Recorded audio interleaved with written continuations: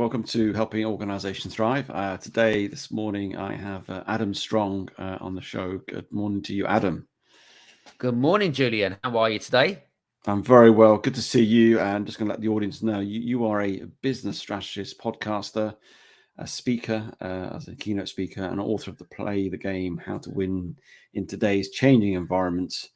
And you help elevate leaders to build and scale their business fast. And today we're going to be exploring, as we just mentioned just before we came on the show, a lot, but we'll see where we go, about mental resilience, entrepreneurship, mindset, and mental hacks that can help you overcome challenges. And you've got some interesting backstories on all that, I know.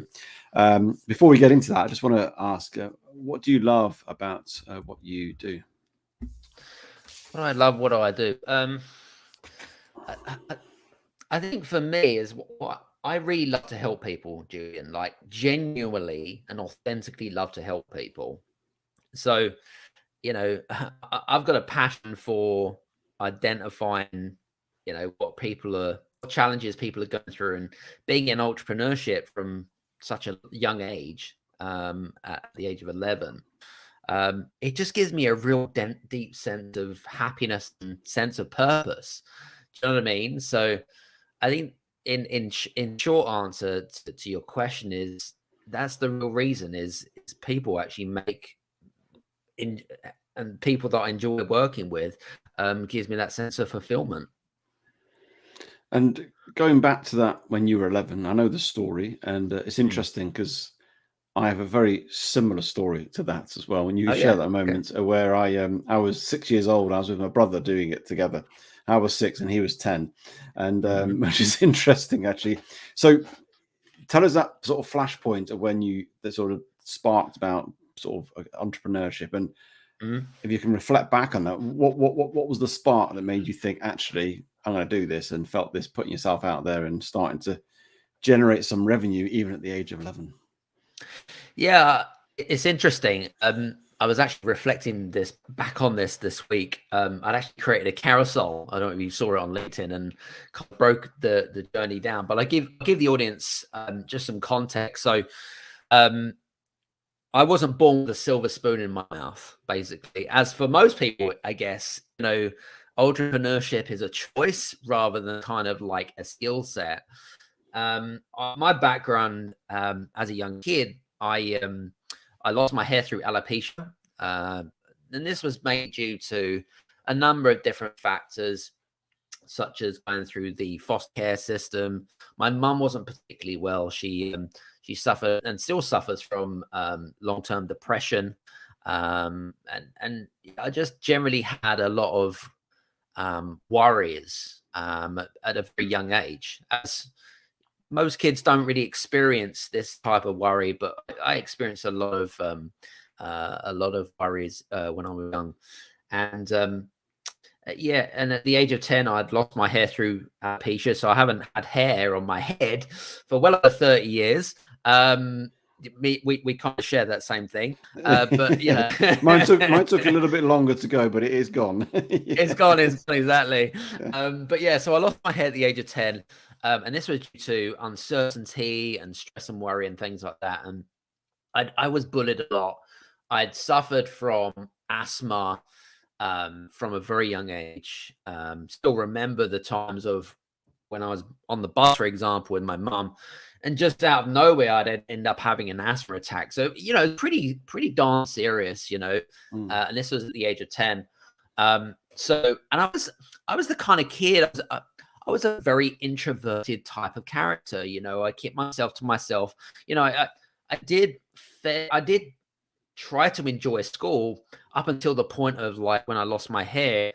I wore a sports cap, Julian, because I felt so ashamed about the way I looked. But also, I used to have a lot of kids that were, in a way, that they were fearful because I was different. Do you know what I mean? So they'd pick on me and they'd bully me and things like that. It's not particularly nice. And then by the time of the age of 11, I was just a bit sick and tired of life, honestly. We lived in a council house or council flat, third floor council flat in West London. Lived off the state, didn't particularly have a large amount of money. So my mum was a single mum at the time, and I got my brother as well. But we didn't have a lot of money at all. Lived off the state. Some weeks it was tough. Like we couldn't even afford bread and milk. It was that tough. And so, you know, life was wearing me down. Even after a year of like losing my hair and stuff like that, you know, like, you can only take so much. Do you know what I mean? You can only really take so much before you kind of like, oh, do you know what I mean? It's like kind of one of those. And, you know, when you are at the age of 11, you're going through your changes as well, puberty and things like that. So, so interestingly enough, I don't know. I was walking through. I had this kind of like, call it an epiphany, if that's what you want to call it. But basically, I was just out daydreaming, walking along, well, it's in a nature reserve effectively, and they just out of nowhere started appearing in the streams were these golf balls, and I'm like, huh, that's interesting.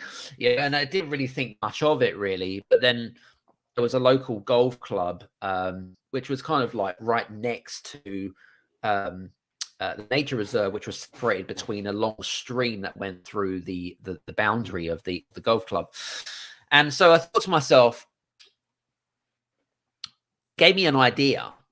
And then the next day I decided to go back with a bucket, just a normal plastic bucket. And I essentially literally just jumped into these streams and started foraging through bushes to find these lost golf balls. And then I got approached by two elderly gentlemen in their early 70s, running over and shouting out, "Watch out!" You know, watch out, like, because obviously there's a golf course, and they didn't want to be seen as hitting a 11-year-old boy in the head with a golf ball would be a bit embarrassing. Anyway, they came over to me and they're like, so what are you doing here? Like, you know, you could have been seriously hurt. I'm like, well, I find lost golf balls. I'm like, oh, that's interesting. Then they looked into my bucket and they're like, yo, you've got some decent balls here. And this was around hole 15, so about 3-4 holes left. And most of these guys had a very high handicap, so they were amateurs more than professionals. But effectively, they then we got into the whole kind of like they asked me, they're like, "Would you be interested in selling your golf balls?" I'm like, "Yeah, sure." You know, and so I remember quickly I started to learn more about the golf industry. The importance of brand, for example, like I pick up Slazengers, Dunlops. If you're a golf specialist, these are like big brands, and they would, you know, even for one golf ball these days, it'll cost you like £12-15 for a golf ball, which is absolutely crazy. But so this is how I kind of like got into sales and negotiation, because they'd be like, well, I'll offer you 2-3 quid here for this ball, but I knew that the ball would be worth in excess of 7-8 quid minimum and £15 retail. So then we would have this kind of back and forth sales and negotiation, and obviously we'd shake our hands. I'd walked home for the first time with a pocket full of pound coins, rattling, and then I get interrogated by my mum thinking I'd done something wrong, and then I told her the story, and she's like, "Wow, that absolutely blew me away." And so I spent the majority of the weekends finding, even after school, just finding those golf balls and selling them on, and you know, giving a contribution to change our family fortunes effectively. So that's kind of like where the resilience has started to kind of develop, really. I mean, it's an interesting and it's an inspiring story, Adam. And it's just I remember myself doing something similar. Literally, my brother and I was 6, he was 10, and we were walking by a golf club and started to pick up these golf balls and literally sell them back to the golfers. And we remember going out freezing cold during the winter, wellies on and everything else. And I can't remember even how much we sold them for. This was many years ago, but started down. We did all sorts of little jobs like that, and this sort of entrepreneurial sort of spirit was born, I guess. Just going back to, do you think, be interesting to understand from you about that was the start of your journey, and was it because of the environment you were in, or was it something you think you're born that way, or circumstance, or just talk me through your reflection on that, of what made you think, actually, I'm going to go for this and take this opportunity? Yeah, it's a good question. I think 11 was a very special age for me. It was like going through your midlife crisis, but I went through at the age of 11 rather than 40 or 50, because effectively I'd got into, you know, I mentioned to you, I'd got into distance running as well at the age of 11 as well. And again, it's interesting because that proved as a bit of a catalyst to kind of wanting to change my life in a way. So it wasn't just the struggles of financial struggles as a family, but also I was just a little bit sick and tired of life. Yeah, and it was just kind of like my stake in the ground, thinking, you know, I've got to do things differently here. So I suppose in a way it was a bit of a catalyst or an instigator to get things done a little bit. So, you know, I'd got into distance running actually about 3 months after I started my first entrepreneurial journey. I got into entrepreneurial strictly through by accident, if I'm honest with you. It was all through accident. It was all through circumstance. And I suppose, you know, you have these epiphanies or these or a message from the universe or whatever it is, you know, without getting too spiritual, you know, and it was kind of like messages from the universe saying, you know, you can change your fortune. You can do something a little bit different just by doing this. Yeah, so I got into distance running about 3 months later. And again, my background is I didn't really have a father figure around to encourage me or you know, so I didn't have those mentors, those coaches, and those kind of like people that you could look up to, those role models. So I literally just got out of my comfort zone, turned up at the athletic track and just literally said, hey, I'm interested in joining your running club. And they're like, okay, so what experience do you have?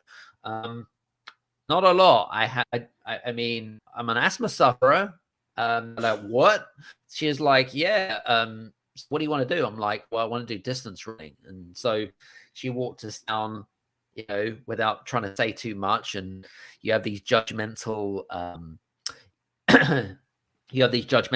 perceptions of like where, I mean, the running club that I joined is like it's like the Premier League. You know what I mean? They were in the Premier League in the UK, and so they were one of the best clubs in England. And yeah, my first interaction with my coach and where I met my the current Olympic world champion Samer Farah. He was my training partner back then because he had originally come from Somalia. Similar, you know, we both got bullied and things like that. So we had this kind of similar background in a way. So we used that, I suppose we used that kind of experiences and played it against each other in terms of healthy competition. But while everyone at my age, which was playing video games, and by the way, I love playing video games and stuff like that, I was out on a Tuesday, Thursday evening in the cold -5, -7 temperatures, in my shorts and t-shirt, putting in the work, you know. And again, I remember the running track itself was all floodlit, but we would always train on the grass, which is at the back of the running track, but it had no light, literally zero light. So it was really dark in the winter, and so it would be very boggy.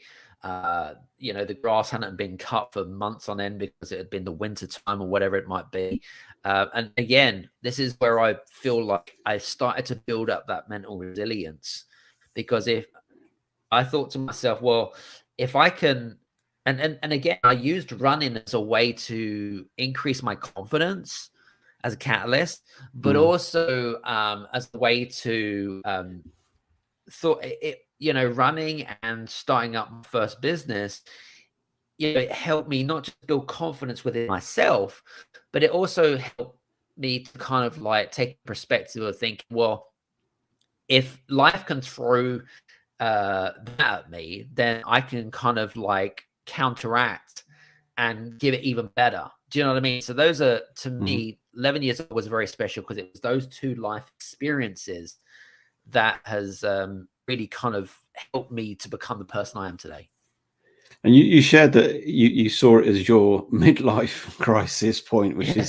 is interesting at the age of 11, which sort of probably sums up where you were at and what you've been going through and the troubles of being bullied and everything else and difficulties of the upbringing and everything else. What advice would you give to somebody who perhaps is facing that, whether you call it midlife, it can happen at any age, but where they're just feeling a bit like lost, a little bit bewildered with life, a bit confused? But what advice would you give based on your experience to help provide that clarity for the next step and how to go about that? I think you have to really ask yourself a number of questions, really, and really have a good chat to yourself, which sounds really ridiculous. We all talk to ourselves, really, and I'm sure we all do it secretly. But but you're in, rather than kind of letting the inner critic get the best out of you, is to really kind of ask questions to yourself and think to yourself, what's my purpose? What's the reason why I'm here? Or why am I here on this world, on this earth? Why am I here? What is my service? What is it I want to do with my life? And how am I bettering myself every day? So I'm a big believer in fine margins or fine margins. We call it in athletics fine margins, because if we're making 1% incremental improvements every day, then we're going to become a bigger and better person. Do you know what I mean? So if we're not making progress, then what are we doing? So you're either moving forwards or you're moving backwards. You can't really stay the same. Can't stay the same. You can't plateau. You're either moving forwards and back. But the only way that you can only move forwards and back is by taking action, by executing, by being accountable for your actions. And again, taking a step back and saying, what have I done to move towards my purpose? What is it that I'm looking towards to achieving my legacy? What is my legacy of why I'm here?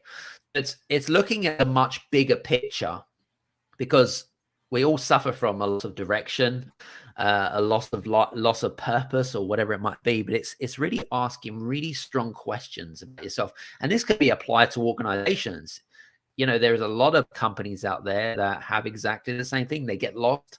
They don't know why they exist, and they just think that sometimes they just kind of plod along, and that's where insecurity comes in, and that's where people, a lot of organizations and individuals, that's where they begin to plateau, and they begin to go down that spiraling path, which doesn't lead to a positive outcome.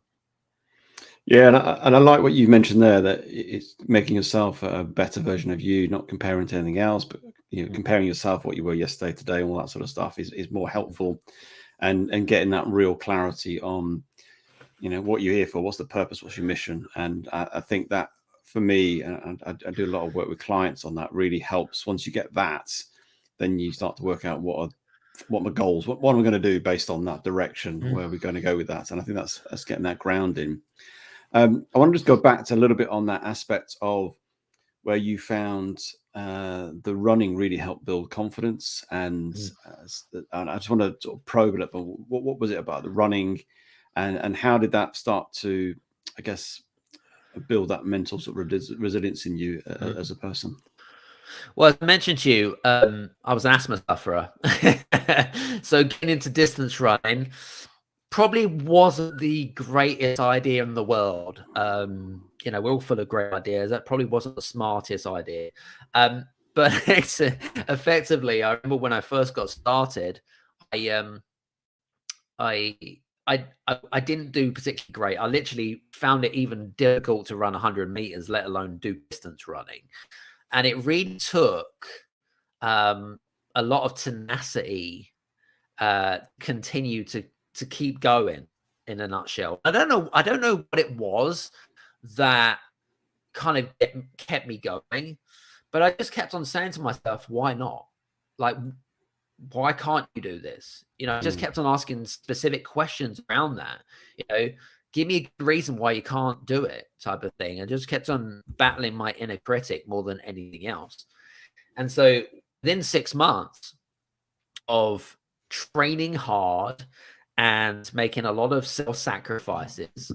After 6 months, my asthma had disappeared, completely disappeared.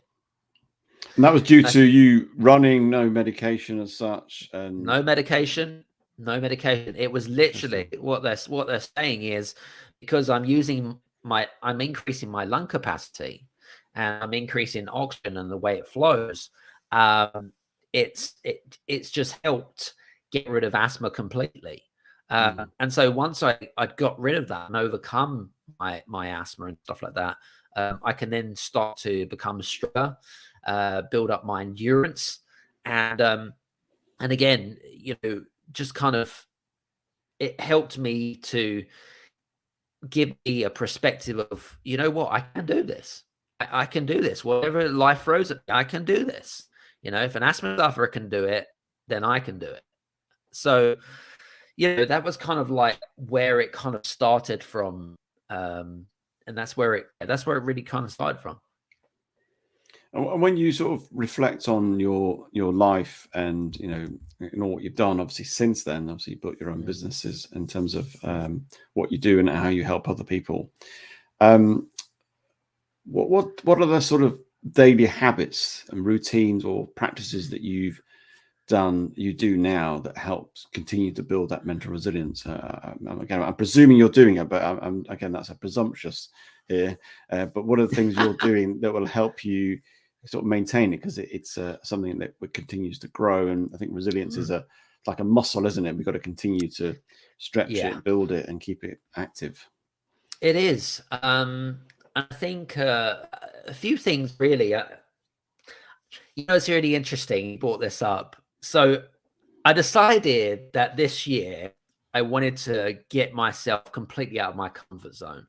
So one of the things that, if you really want to build mental resilience, is that you have to prepare yourself to get yourself out of the comfort zone.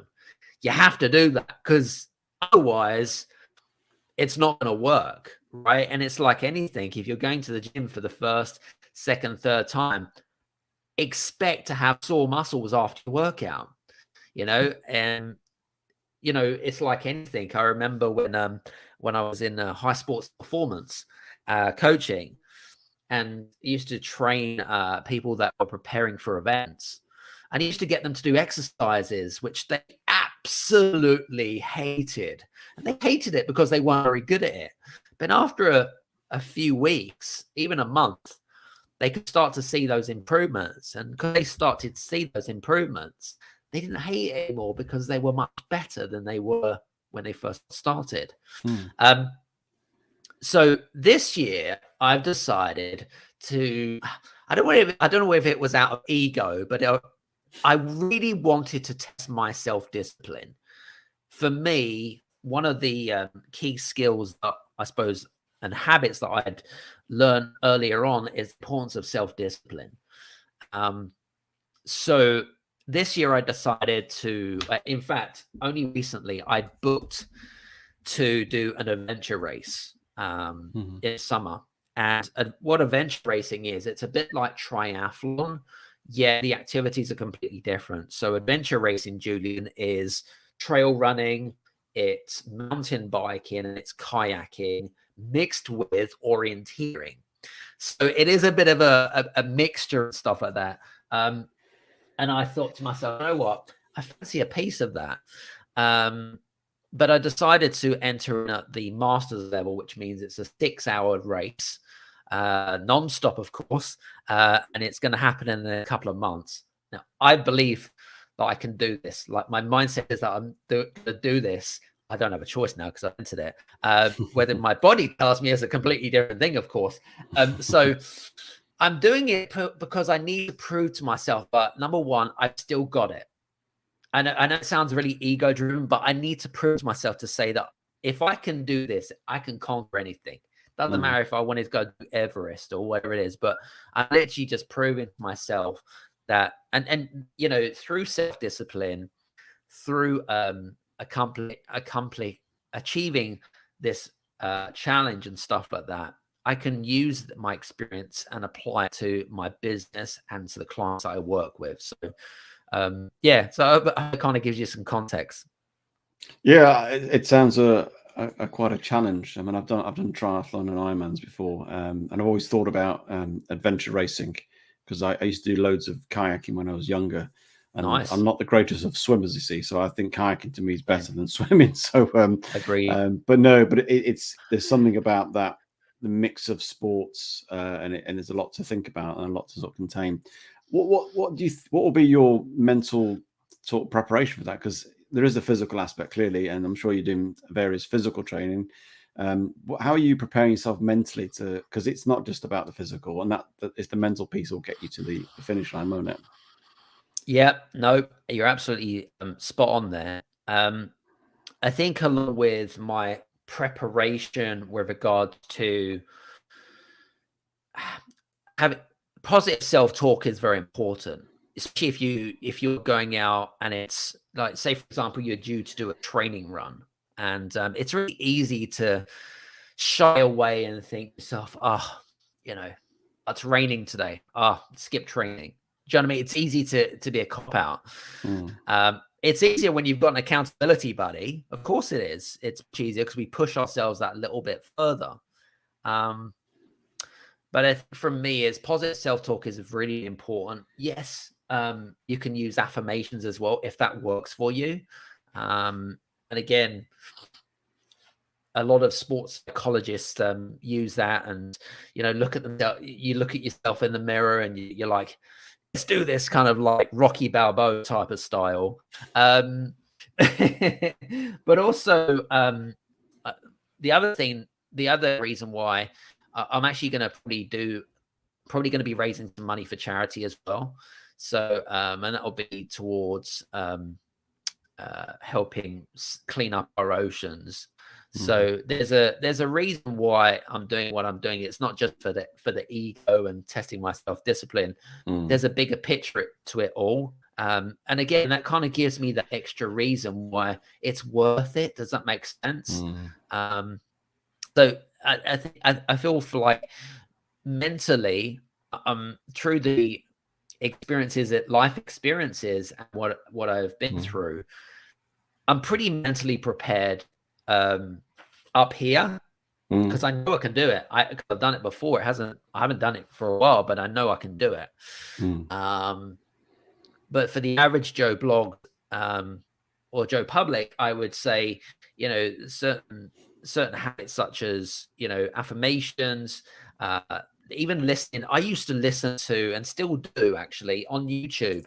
If you type in best motivational video ever, and you'll get these like celebrities or athletes and stuff like that, and they're like, yeah, you can do this type of thing, mm, and do you know what? It sounds really corny, but I love that. Do you know what I mean? I love that. It's mm, kind of like a cheerleader. Um, even watching like maybe Jackie Chan or Bruce Lee type of thing. It's like, yeah, I can do this. I can dominate. So it's trying to add positivity, but mm. add that kind of fuel to say, you know what, I can do this. I know I can do this. It's just you got to put the work in. Yeah, interesting about the watching things and hearing affirmation like that is really helpful because I think you can then when you see something you believe you can do it as well. It sort of opens up the possibility, and I like that you mentioned that whole having a sense of meaning or purpose to why you're doing something and rooting that. I recently coached a lady, Sally Orange, as a name. And she did 7 marathons in 7 days and 7 continents. And I really helped her with some mental hacks and resilience with that. And one of the core things we did talk about was about getting rooted into the purpose. And her bigger purpose is all about mental health and talking about that and communicating that. And that's why she does these crazy events. And so she uses that. So when you're struggling, you use that as a source of energy, inspiration, Mm, and it's bigger than the race itself and the moment, and it's far more impactful. I'm love sure that. at times you've had, I guess, sort of failure along the way with all you've done, whether that's in racing or in business. I'd just be understanding what's your perspective on failure and how do you use it as a help you to go forward, I guess, and understand, explore that a little Mm. bit. It's an interesting. viewpoint of failure. When I first got started, I kind of mentioned when I first got into running, for example, I was a complete failure, I can assure you. Even when I started competing at at higher standards, whether it be county or national level, the amount of times that I wouldn't quite say that I came last place, but I was at the back of the pack, should we say. And again, what that does is it it doesn't make you feel good, because it's like, well, I'm going to be lost or whatever it might be, and things like that. But again, it's those kind of experiences. I don't see things as failure, whether it be in business. I have a slightly different viewpoint from when I was younger to now. I see failure as an opportunity to learn. And what I mean by that, because I've failed probably more times than I've succeeded. I'll be the first to put up my hand up and say that, whether it be in business, whether it be in athletics, it doesn't really matter. I would say that if I hadn't failed, there's no way I would be the person I am for me today. But also, you learn more from losing than you do from winning, and that can be applied in any sport, American football, soccer, whatever it is. It doesn't really matter, but you can learn so much from failure alone. And I use it I use it as experience, but I also use it as what can I do to improve upon myself? What areas do I need to make improvements to? So if in business, for example, if I failed at a particular task or whatever it might be, I might ask questions such as, what can I do better next time? Why was it a failure? What am I comparing that to? And what could I do next time if I was faced with a similar situation? So it's about asking specific types of questions and learning from those experiences, so that we either are more prepared or more resilient next time, or that we can maybe advise others that may be going through the same experiences that you've been through. Yeah, I really like that. And I think it's almost not dismissing failure, but reframing it a little bit. I tend to use the word, see it as feedback, really. It's using it as an opportunity to sort of, what can you learn? And I think that's the important thing. And I think you tapped into something important, is to see failure as a learning opportunity. And as you say, we tend to learn more when we lose in scenarios. Obviously, we want to win occasionally as well, but of course, it's where you really do sort of learn. And I think it's important, and it just sets the mindset to more positive, to looking for opportunities, looking for open ideas and ways of moving forward, rather than being stuck in the past and beating ourselves up. And it can be tough at times, and the element of that emotional rah at first, which is important to just get out your system, but then again look for those opportunities and the wisdom in that. Just again, we're just about to finish now, so Adam, so just in terms of people want to connect with you, want to get in touch with you, what's the best way of doing that? I think that probably the best way to contact me is on LinkedIn. I'm very regular on LinkedIn, so you're welcome to follow me on LinkedIn and click the bell notification. If I post up content, then you'll get notification. And you're welcome to check out my website, adamstrong.net. Feel free to reach out on there. And Well, thank you for you coming on, Adam. I really appreciate it, and loved hearing your stories and inspiring us with how you've overcome things and continue to do that. I really appreciate your time today. Thank you. Appreciate the opportunity. Thanks a lot.